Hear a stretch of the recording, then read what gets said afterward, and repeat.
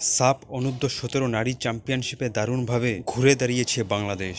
রবিবার ভুটানের রাজধানী থিম্পুতে টুর্নামেন্টের তৃতীয় ম্যাচে নেপালকে ৩-০ গোলে হারিয়ে টেবিলের তৃতীয় স্থানে উঠে গেছে লাল সবুজের মেয়েরা। তো ম্যাচে কি হলো চলুন জেনে নিই। তার আগে বন্ধু একটি রিকোয়েস্ট, ভিডিওটিতে একটি লাইক আর চ্যানেলটিকে সাবস্ক্রাইব করে রাখুন। ম্যাচের শুরু থেকে একের পর এক আক্রমণ শুরু করলেও প্রথম গোলের জন্য অপেক্ষা করতে হয় ৪১ মিনিট পর্যন্ত। যদিও শুরুতে মনে হচ্ছিল গোল শূন্যভাবেই প্রথমার্ধ শেষ হবে, তবে শেষ মুহূর্তে গোলের খরা কাটন থুইন মারমা প্রথমার্ধে, এরপর দ্বিতীয় গোলটি করেন সুরভি আকন্দ, দ্বিতীয়ার্ধে রিয়া দলের পক্ষে তৃতীয় গোলটি করেন। ফলে স্বস্তির জয় নিয়ে মাঠ ছাড়ে বাংলাদেশ।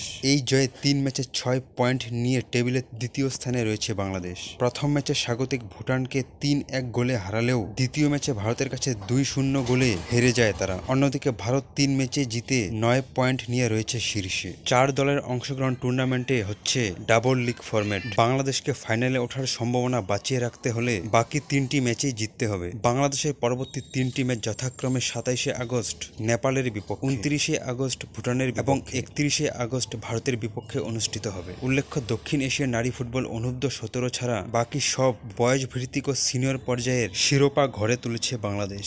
এবার সেই অপূর্ণতা পূরণের লক্ষ্যে এগিয়ে যাচ্ছে এই কিশোরীর দল।